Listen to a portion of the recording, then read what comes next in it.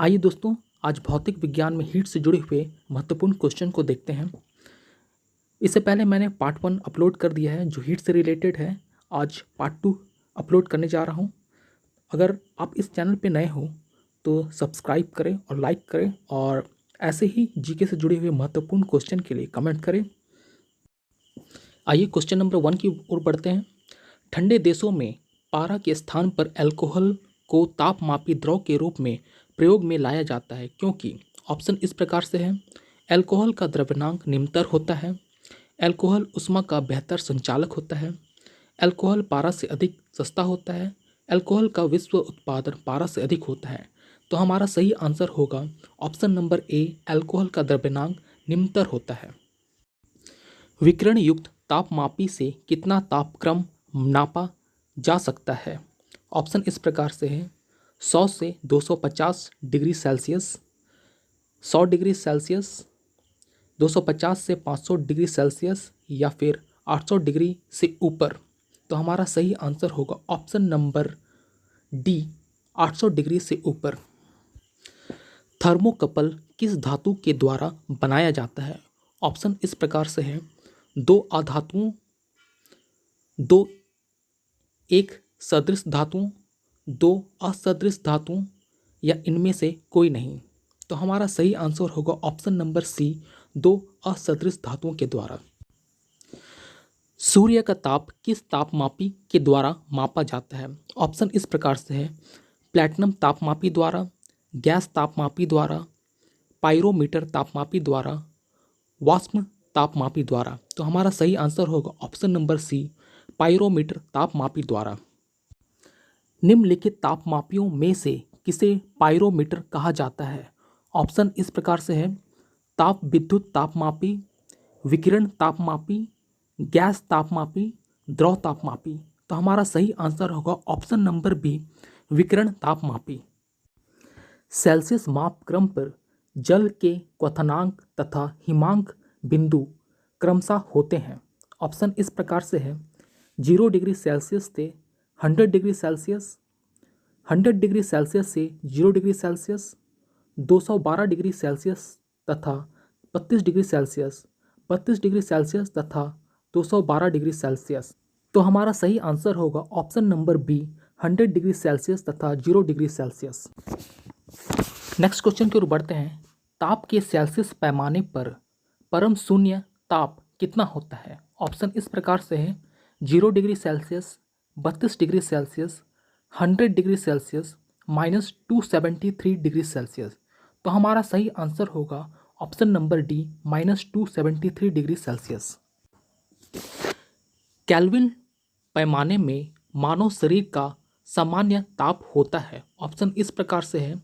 280, 290, 300 या 310। तो हमारा सही आंसर होगा option number D, 310। Next question है। कौन सा तापमान सेंटीग्रेड और फ़ारेनहाइट दोनों मापक्रमों में एक समान होता है? ऑप्शन इस प्रकार से है। 40 degree celsius, 100 degree celsius, -100 degree celsius, -40 degree celsius. तो हमारा सही आंसर होगा option number D, -40 degree Celsius. न्यूनतम संभव ताप है। ऑप्शन इस प्रकार से है। -273 degree Celsius, 0 degree Celsius, -300 degree Celsius, 1 degree celsius. तो हमारा सही आंसर होगा option number A, -273 degree Celsius. Fahrenheit scale पर किसी वस्तु का ताप 212 डिग्री फ़ारेनहाइट है तो सेल्सियस पैमाने पर उस वस्तु का ताप कितना होगा? ऑप्शन इस प्रकार से है। -32 degree celsius, 40 degree celsius, 100 degree celsius, 112 degree celsius. तो हमारा आंसर होगा option number C, 100 degree celsius. Next question है। मानव शरीर का सामान्य तापक्रम 98.4 डिग्री फ़ारेनहाइट है तो डिग्री सेल्सियस में तापक्रम क्या होगा? ऑप्शन इस प्रकार से है।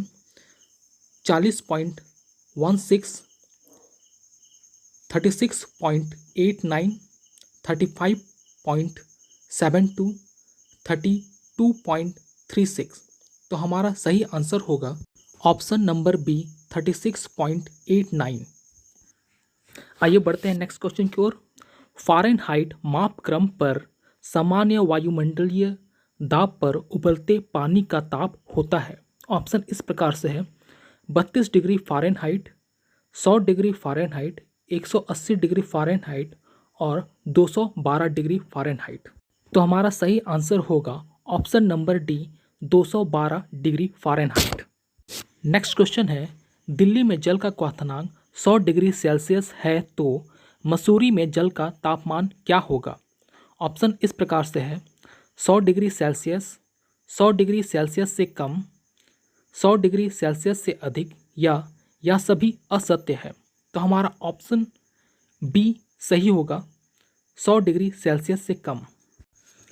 नेक्स्ट क्वेश्चन है, एक मनुष्य का तापक्रम 60 डिग्री सेल्सियस है तो उसका तापक्रम फ़ारेनहाइट में क्या होगा। ऑप्शन इस प्रकार है 140 degree Fahrenheit, 120 degree Fahrenheit, 130 degree Fahrenheit या 98 डिग्री फ़ारेनहाइट। तो हमारा सही आंसर होगा option number A 140 degree Fahrenheit. तो दोस्तों ये थे भौतिक विज्ञान हीट से जुड़े हुए महत्वपूर्ण क्वेश्चन पार्ट 2। अगर आपने पार्ट 1 नहीं देखा है तो मेरे डिस्क्रिप्शन बॉक्स में लिंक दिया हुआ है, आप वहां जाके उन्हें देख सकते हैं। इसके अलावा रीजनिंग, जीके, मैथ्स से जुड़े हुए महत्वपूर्ण टॉपिक पे डिस्कस किया गया है, आप वहां जाके डिस्क्रिप्शन में मेरे लिंक को एक्टिवेट करके देख सकते हैं। मिलते हैं फिर नेक्स्ट क्वेश्चन के साथ, नेक्स्ट टॉपिक के साथ।